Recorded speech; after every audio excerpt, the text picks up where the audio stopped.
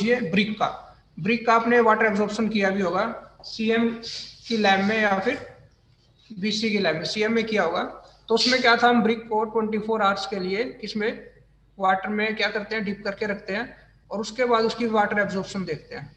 और आपको लिमिट भी पता होगी कि किससे ज्यादा एब्जॉर्प्शन नहीं होनी चाहिए, 20% से ज्यादा ब्रिक की वाटर एब्जॉर्प्शन नहीं होनी चाहिए, उसके वेट का 20%। उसी तरह से एग्रीगेट का है। तो एग्रीगेट भी हम क्या करेंगे, वाटर में डिप करके रखेंगे 24 आवर्स के लिए। उसके बाद उसने कितना वाटर एब्जॉर्ब किया, उसका वेट कितना बढ़ गया, वो हम वेट कर लेंगे। तो वो है आपका, अभी हम पूरा टेस्ट पढ़ ही लेंगे, वो कितना आपका, वो है आपका 10%। कितना, 10%। इसमें पता नहीं कहाँ लिख रहा होगा, देख लेंगे अभी। तो 10% से ज्यादा वाटर एब्जॉर्प्शन नहीं होनी चाहिए। सपोज करो हमने 10 kg एग्रीगेट लिए, कितने, 10 kg, उसको 24 घंटे के लिए हमने वाटर में डुबो के रखा। 24 घंटे बाद हमने उसको निकाला और उसका वेट किया, तो उसका वेट इस वेट का 20% से ज्यादा ना बढ़े। इसका 20% कितना हो जाएगा, 10% इसका 1 kg होगा, 20% इसका 2 kg होगा। सॉरी मैंने 20 बोल दिया, 10% से ज्यादा ना हो तो इसका 10% कितना बनेगा, 1 kg।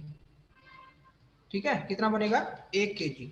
तो 24 घंटे बाद जब हम इसका वेट करेंगे तो वो, उसका मतलब क्या है, 11 kg से ज्यादा ना हो। 11 kg का मतलब उसने 1 kg वाटर एब्जॉर्ब कर लिया, उसने 10% वाटर एब्जॉर्ब कर लिया। तो ये हम लेके चलते हैं 10%। ये 10% से अगर ज्यादा होगा तो हम उसको क्या कर देंगे, रिजेक्ट कर देंगे। वैसे तो हम क्या, जो बढ़िया क्वालिटी के जो आपके एग्रीगेट होंगे वो सिर्फ 5% तक ही वाटर एब्जॉर्ब करेंगे। वैसे तो हमें क्या करना है, जो एग्रीगेट यूज करना है, ऐसा एग्रीगेट यूज करना है जिसकी वाटर एब्जॉर्प्शन 5% हो या उससे कम हो। लेकिन फिर भी जैसे नीचे वाली जो कोर्स होती है हमारी, नीचे वाली जो लेयर होती है, वहां पर हम जो एग्रीगेट यूज करेंगे उसमें 10% तक हम वाटर एब्जॉर्प्शन वाले एग्रीगेट यूज कर लेंगे। ठीक है, तो 10 से ऊपर जो होंगे उसको हम यूज नहीं करेंगे। अब पढ़ लेते हैं इसके बारे में। हाँ, तो this test is useful to determine the porosity of the road aggregate. Porosity मतलब उसमें कितने वॉइड्स हैं। जो आपका एग्रीगेट है, ये आपका एग्रीगेट है, ठीक है, तो इसके अंदर का स्ट्रक्चर कैसा है, उसमें वॉइड्स हैं या नहीं है। जितने ज्यादा वॉइड्स होंगे उतना ज्यादा क्या होगा, वो वाटर को क्या करेगा, एब्जॉर्ब करेगा। वाटर को एब्जॉर्ब करेगा तो क्या होगा, उसका वेट बढ़ जाएगा। ठीक है, इस तरह से वो वाटर को एब्जॉर्ब कर लेगा। अगर वो वाटर को एब्जॉर्ब कर रहा है तो उसका मतलब क्या है, उसमें क्या है, पोरोसिटी ज्यादा है। तो ऐसा एग्रीगेट हम यूज नहीं करेंगे। क्यों नहीं करेंगे, देखो, अब इस तरह से इसमें वॉइड ज्यादा होंगे, वॉइड ज्यादा होंगे ना, तो वहां पर क्या चलेंगे, व्हीकल भी चलेंगे, इसके ऊपर से टायर जाएगा बाइक का, गाड़ी का। तो क्या होगा, जितने ज्यादा ये वॉइड्स होंगे उतना ज्यादा आपका एग्रीगेट क्या होगा, आम भाषा में बोल देते हैं थोथला। मतलब उसके अंदर वो पूरी तरह से फिल नहीं है, पूरी तरह से सॉलिड नहीं है। इस तरह से उसमें क्या होगा, गैप होगा, तो वो क्या हो जाएगा, इजिली क्रश हो जाएगा।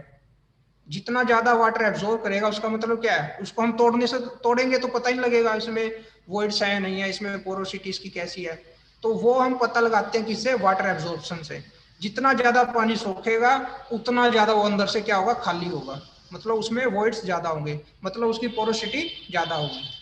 ठीक है, तो हमें यही देखना है कि हमारा जो एग्रीगेट है उसकी पोरोसिटी कैसी है। अभी तक ये आए जा रहे हैं बच्चे। ठीक है,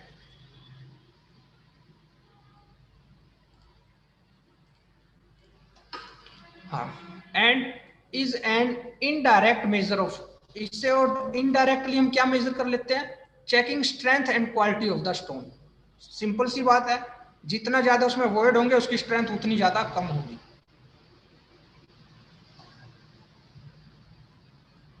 ठीक है, the road stone which absorb more water, जो एग्रीगेट आपके ज्यादा वाटर एब्जॉर्ब करेंगे, आर कंसिडर अनसुटेबल, तो उसको हम यूज नहीं करेंगे, अनसुटेबल है। To be use for road making, road construction के लिए हम उसको अनसुटेबल मान लेंगे। The water absorption is expressed as the percentage water absorb by the aggregate. कितना परसेंट वाटर उसने एब्जॉर्ब किया, वही क्या है, water absorption in term of oven dried weight of the aggregate. देखो अब क्या करेंगे, हम क्या करेंगे, एग्रीगेट लेंगे जो भी हमने यूज करने हैं, उनको क्या करेंगे, ओवन ड्राई करेंगे। ओवन ड्राई क्यों करेंगे भाई, बाहर से हम कहीं से एग्रीगेट लेके आए तो वो क्या करता है, एटमॉस्फेयर में से क्या करता है, नमी को एब्जॉर्ब कर लेता है, ठीक है। जो आसपास का वातावरण है ना, उसमें से क्या कर लेगा, नमी को सोख लेगा। अब उसमें क्या है, ऑलरेडी मॉइस्चर है, ठीक है, और उसने और मॉइस्चर एब्जॉर्ब कर लिया, तो वो एक्यूरेट रिजल्ट नहीं देगा। पहले हम क्या करेंगे, उसको बिल्कुल सुखा लेंगे, उसको ओवन ड्राई कर लेंगे, तो बिल्कुल सूखा है, उसके बाद जो भी वो सोखेगा, पानी को एब्जॉर्ब करेगा, वो एक्यूरेट आएगा, ठीक है। तो अब देखते हैं इसके एपरेटस के बारे में। इसमें होती है एक वायर मेश बकेट, मतलब जाली की बाल्टी। दिखा देता हूं अगर ऑनलाइन मिलता है तो, एक मिनट। स्क्रीन दिखाई दे रही है ना आपको? Yes sir. हाँ जी, ठीक है। वायर मेश बकेट, हाँ ये देखिए, ये देखिए राइट साइड में देखिए, जहां पर कर्सर है मेरा, इस तरह की एक बाल्टी होती है या बकेट बोल लो आप, जिसमें क्या होती है, छलनी लगी होती है, मैश लगा होता है, जाली लगी होती है, ठीक है। ये जाली क्यों लगाई, ताकि इसमें हम एग्रीगेट डाल के पानी में डुबो पाए। पानी क्या होगा, इसको डुबो, इसको क्या करेगा, डिप करके रखेगा पूरा, इसको इसके ऊपर आ जाएगा। अगर ये नहीं होगी तो क्या होगा, जब हम इसको बाल्टी को बाहर निकाल लेंगे तो उसके साथ पानी भी आ जाएगा। अगर ये मैश लगी होगी तो पानी वहीं रह जाएगा, हमारे एग्रीगेट बाहर आ जाएंगे, ठीक है। तो इसलिए हम वायर मैश का यूज करते हैं। और जो ये मैश का, ये जाली का साइज है, कितना होना चाहिए, not more than 6.3 mm, is used for emerging test sample in water. उस सैंपल को, जो हमारे एग्रीगेट हैं, उनको इमर्ज करने के लिए, डुबोने के लिए, जो हम वायर मैश बकेट यूज कर रहे हैं, उसकी जाली का साइज, उसकी जाली का जो ये ओपनिंग है, वो किससे ज्यादा नहीं होनी चाहिए, 6.3 से mm से ज्यादा नहीं होनी चाहिए। Thin wire hanger for suspending wire bucket from a suitable point are also required. अब बाल्टी है जो हमारी, ये बकेट है, ये बकेट है, इसमें हमने क्या कर रखा है, एग्रीगेट डाले हुए हैं।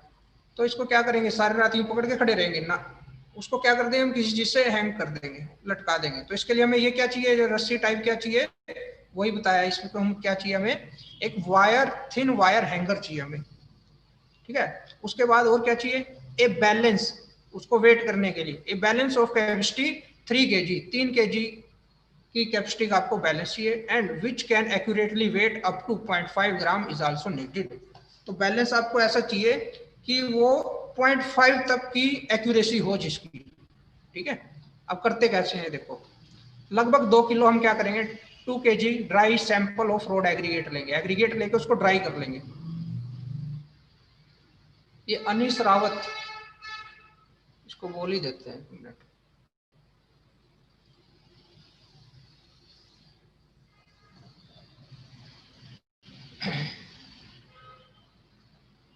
अनीस रावत, आपको रिमूव कर रहा हूं मैं, अपने नाम के साथ रोल नंबर लिख कर आइए।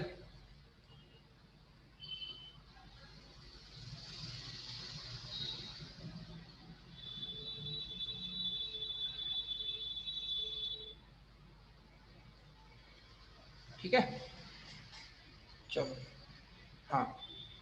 तो क्या करेंगे, लगभग 2 kg हम क्या करेंगे, ओवन ड्राई रोड एग्रीगेट लेंगे, और उसको वायर बकेट में, जो बाल्टी थी हमारी वायर वाली, वायर मैश वाली, उसमें क्या करेंगे, रखेंगे, और इमर्ज कर देंगे किसमें, वाटर में डुबो देंगे। कितने टाइम के लिए, 24 घंटे के लिए।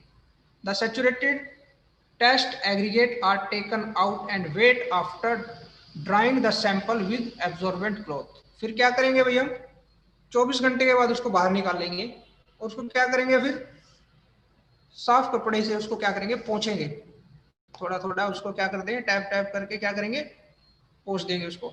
आफ्टर दिस, इसके बाद the aggregate are dried in an oven for 24 hours at a temperature of this and weight is determined. और फिर क्या करेंगे, उनका वेट कर लेंगे। एक मिनट,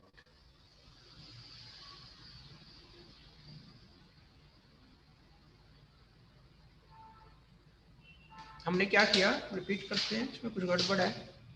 2 kg रोड एग्रीगेट लिए, उनको वायर मैश बकेट में रखा, इमर्ज कर दिया पानी में 24 घंटे के लिए।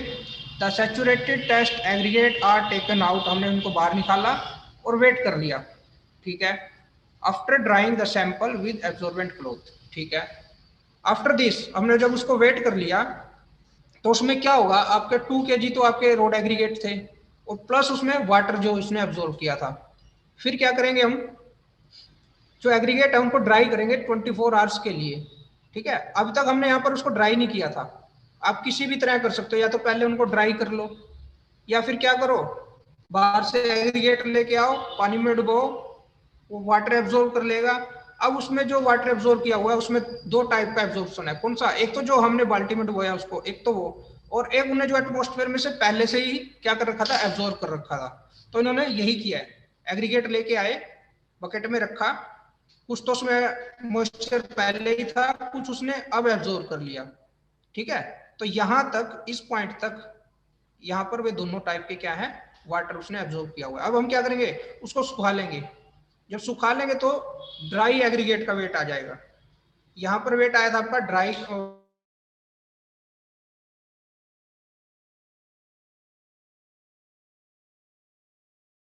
आगे सारा का सारा यही लिखा हुआ, ठीक है।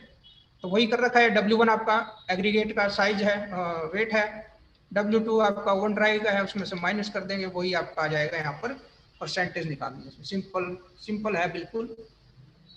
तो इसकी वैल्यू इसमें नहीं लिखी हुई, वैसे होती कितनी है, 10% तक हम यूज कर लेते हैं, उससे ज्यादा अगर हो तो उसको रिजेक्ट कर देते हैं। और सुटेबल को किसको हम बेस्ट मानते हैं, जिनकी वाटर एब्जॉर्प्शन 5% या इससे कम हो। अब सिग्निफिकेंस क्या है, इंपॉर्टेंस क्या है इसकी, it give an indirect idea about the strength of the rock, या लिख लो एग्रीगेट। जितना कम वाटर एब्जॉर्प्शन होगा उतनी ज्यादा स्ट्रेंथ होगी, मतलब उतना ज्यादा वो अंदर से क्या है, सॉलिड है। Water absorption of an aggregate, इसको थोड़ा बड़ा कर लेते हैं, water absorption of an aggregate is also a measure of its resistance to frost action. अब ये फ्रोस्ट एक्शन क्या होता है वही बताता हूँ, चलो देखो ये आपके एग्रीगेट है, ठीक है। इनमें अगर हम माइक्रो लेंस से देखें या माइक्रोस्कोप से देखें तो इनमें क्या होगा, इस तरह से इनमें दरारें होंगी, इस तरह से छोटी छोटी दरारें होंगी इनमें। तो इसमें क्या होता है, जब बारिश आती है तो इसमें क्या हो जाता है, वाटर एंटर कर जाता है।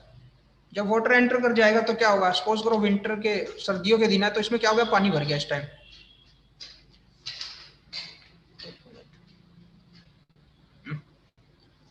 तो यहाँ पर क्या हो जाएगा, इस तरह से पानी भर जाएगा, क्योंकि सर्दियों के दिन है तो पानी भरने के बाद क्या होगा, क्योंकि सर्दी है तो ये क्या हो जाएगा, जम जाएगा, इसमें बर्फ जम जाएगी। तो जो आइस होती है, जो बर्फ होती है, उसका वॉल्यूम, जो वाटर है उसका वॉल्यूम इंक्रीज हो जाएगा। क्यों, क्योंकि वो पानी से क्या बन गया, आइस बन गया, वाटर से क्या बन गया, आइस बन गया, और आइस का वॉल्यूम क्या होता है, ज्यादा होता है एज कंपेयर टू वाटर, ठीक है। तो क्योंकि यहाँ पर वॉल्यूम बढ़ रहा है, जो पानी था वो जम रहा है, तो वो क्या हो रहा है, बर्फ बन रहा है, तो उसका वॉल्यूम बढ़ रहा है, तो क्या करेगा, इस क्रैक को क्या कर देगा, इस क्रैक को क्या कर देगा, और बढ़ा देगा, इसको इस तरह से चौड़ा कर देगा इस क्रैक को। फिर क्या होगा, फिर इसमें पानी भरेगा, फिर वो जम जाएगा, फिर उसको और बढ़ा देगा, इस तरह से क्या हो जाएगा, आपका इंटीग्रेशन हो जाएगा आपके एग्रीगेट का। तो वही कह रहा है यहाँ पर ये कि water absorption of an aggregate is also measure of its resistance to frost action. जितना कम उतने वाटर एब्जॉर्ब किया, मतलब उसमें दरार है ही नहीं, उसमें पानी जाने की जगह है ही नहीं। अगर उसमें पानी जा रहा है, यहाँ पर वाटर एब्जॉर्ब हो रहा है, तो मतलब उसका फ्रोस्ट एक्शन भी हो सकता है। जितना कम आपका वाटर एब्जॉर्प्शन होगा उतना कम क्या होगा, फ्रोस्ट एक्शन होगा उसमें। आगे कह रहा है, stones having less or minimum water absorption can be used for constructing road pavement in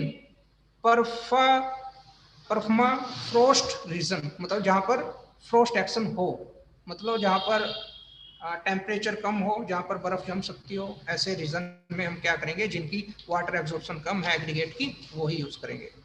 The same test is used for determining the specific gravity of aggregates, provided that the buoyant weight of the saturated aggregate is measured separately. इसको इतना सिर्फ इसको simple याद रखो, इसके detail में जाएंगे तो काफी टाइम लग जाएगा। इससे हम क्या कर सकते हैं, स्पेसिफिक ग्रेविटी भी हम एग्रीगेट की फाइंड आउट कर सकते हैं। तो ये था आपका वाटर एब्जॉर्प्शन टेस्ट। सिंपल आपने ये देखना है इसमें कि आपके एग्रीगेट कितना वाटर एब्जॉर्ब कर रहे हैं, ठीक है, उसके बारे में हमने पढ़ लिया। अब लास्ट जो आपका टेस्ट है उसके उस पर चलते हैं, वो है एग्रीगेट का लास्ट टेस्ट, वो है soundness test.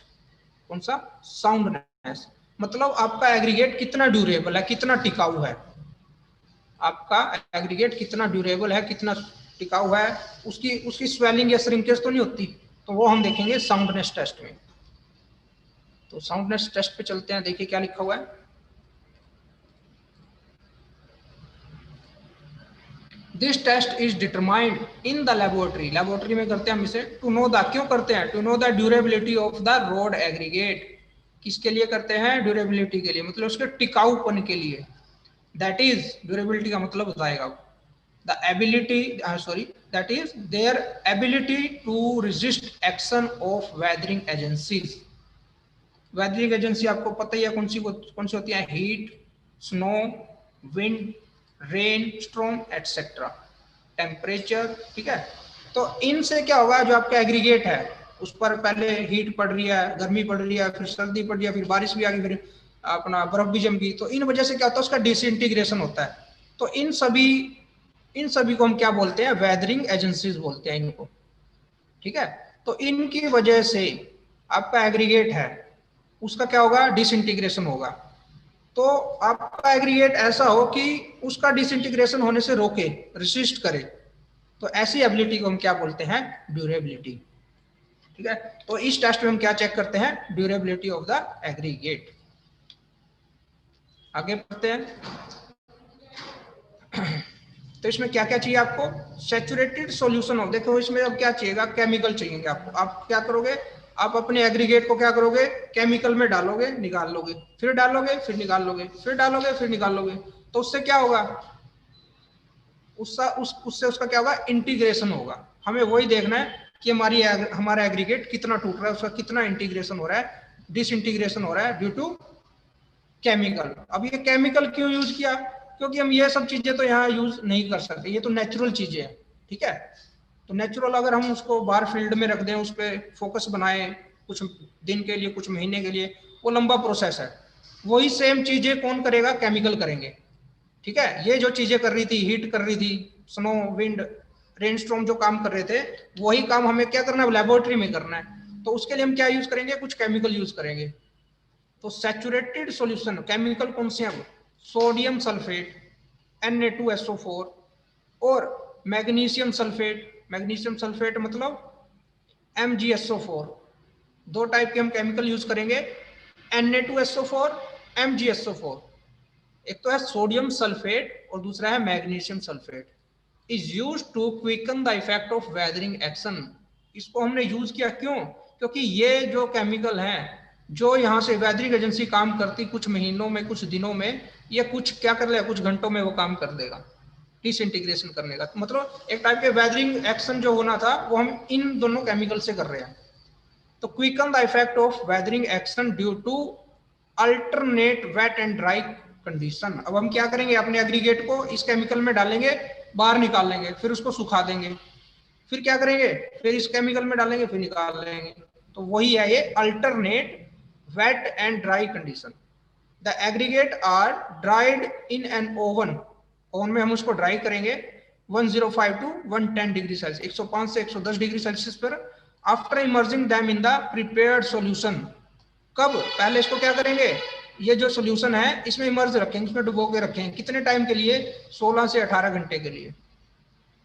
To make one complete cycle of freeze and thaw, मतलब इसमें एक साइकिल बन जाएगा आपका, उसको जमाना और उसको मेल्ट करना, ठीक है। तो ये जमाना, एक बार उसको हमने सॉल्यूशन में डाल दिया, फिर उसको बाहर निकाल लिया, फिर उसको ड्राई कर दिया, फिर उसको सॉल्यूशन में डाल दिया, फिर उसको ड्राई कर दिया। तो एक बार हम उसको फ्रीज कर रहे हैं और एक बार उसको क्या कर रहे हैं? मेल्ट कर रहे हैं। एक बार उसको ठंड दे रहे हैं, एक बार उसको गर्मी दे रहे हैं। तो उससे क्या होगा? उसको यही वाली वेदरिंग एजेंसी वाला काम करेगी वो, और उसका क्या होगा? डिसइंटीग्रेशन होगा आपके एग्रीगेट का। तो इसमें हमने देख लिया क्या क्या हमें चाहिए। हमें दो सॉल्यूशन चाहिए, सोडियम सल्फेट और मैग्नीशियम सल्फेट, ठीक है। इसमें हम क्या करेंगे? इनमें डुबोएंगे, उसको बाहर निकालेंगे और उसको ये सर्कल कुछ बार करेंगे, जिससे उसका इंटीग्रेशन हो जाएगा। फिर हम हमें वही मेजर करना कि कितना डिसइंटीग्रेशन हुआ उसका। मैं बार बार इंटीग्रेशन बोल रहा हूँ, है ये डिसइंटीग्रेशन, मुंह से निकल जा रहा है, ठीक है। तो आगे पढ़ते हैं procedure. Clean dried road aggregate कैसे करेंगे हम क्या करेंगे, रोड एग्रीगेट लेंगे जिनका साइज क्या होगा 4.75 mm से ज्यादा होगा, ठीक है। Clean dried road aggregate greater than 4.75 mm sieve size are taken for soundness test, ठीक है। द स्पेसिमेन इज इमर्ज 4.75 से ग्रेटर साइज के जो एग्रीगेट होंगे वो हम ले लेंगे। उस स्पेसिमेन को या बोलो उस सैंपल को हम इमर्ज करेंगे, मतलब पानी में डुबोएंगे, किसमें, पानी में नहीं सॉरी, उसको डुबोएंगे किसमें, ऐसे सॉल्यूशन में जिसमें क्या हो Na2SO4 और MgSO4 हो, सोडियम सल्फेट या मैग्नीशियम सल्फेट, ठीक है। कितने टाइम के लिए, 16 से 18 घंटे के लिए। फिर उसको ड्राई करेंगे इन किसमें, ओवन में 105 डिग्री से 110 डिग्री सेल्सियस पर।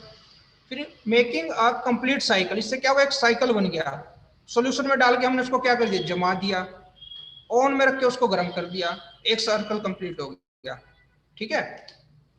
The aggregate after cooling at room temperature are again immerse, फिर हम क्या करेंगे, ओवन में से निकाल के उसको ठंडा कर लेंगे, बाहर रख देंगे रूम टेम्परेचर पर, ठीक है। तो जब वो ठंडा हो गया फिर क्या करेंगे, फिर उसको इमर्ज करेंगे किसमें, सॉल्यूशन में। फिर साइकिल रिपीट कर रहे हैं हम। तो the number of cycle to be tested are decided by a prior agreement with the buyer before the purchase of the material.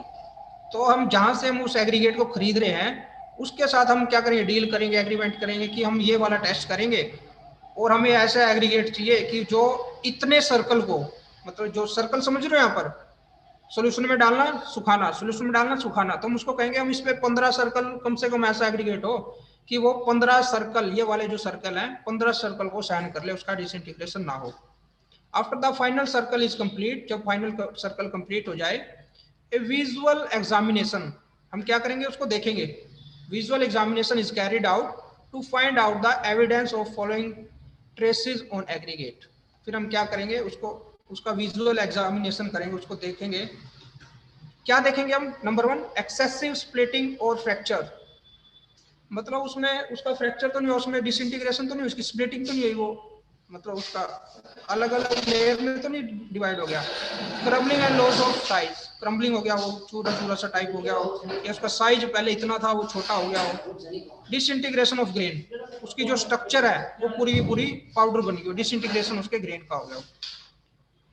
तो रिजल्ट अब देखो क्या कह रहा है, देखो इतना समझ आया कि नहीं, बताओ फटाफट, टाइम कितना अभी, टाइम तो है, हाँ जी बताइए। Yes sir, yes sir. हाँ, अब हमने देखना है कि वैल्यू क्या होनी चाहिए। अब देखिए क्या कह रहा है, the final result of the soundness test is reported by carrying out sieve analysis of the aggregate. अब कितना चूरा हुआ वो कैसे पता चलेगा, हमें उसकी सीव एनालिसिस करनी पड़ेगी, मतलब सीव करना पड़ेगा, उसको छानना पड़ेगा। And noting down the variation in gradation of the aggregate from the original gradation carried out at the start of the test. वही बात है, हमने उसको सीव कर लिया था कितना, 4.75 mm की सीव से ऐसा एग्रीगेट किया था जिससे बड़ा हो, ठीक है।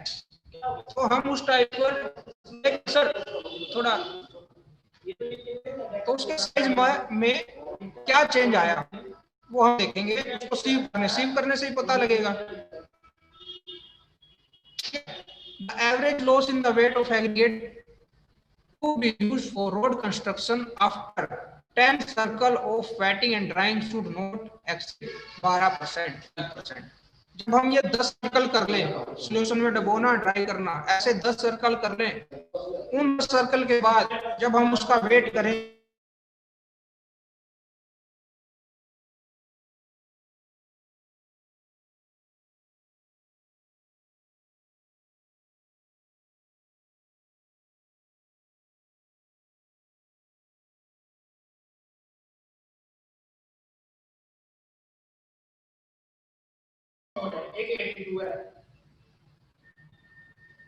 हेलो, हाँ जी आवाज आ रही है? Yes sir. आवाज आ रही है? अच्छा Yes, ये sir. बताओ, राहुल है तुम्हारी क्लास में कोई, एक डेटल से है, एक स्टार्टिंग सही है। अब ये बताओ 82 रोल नंबर किसका है? राहुल सैनी कौन है? 82 है। हेलो, हाँ जी, पता है किसी को?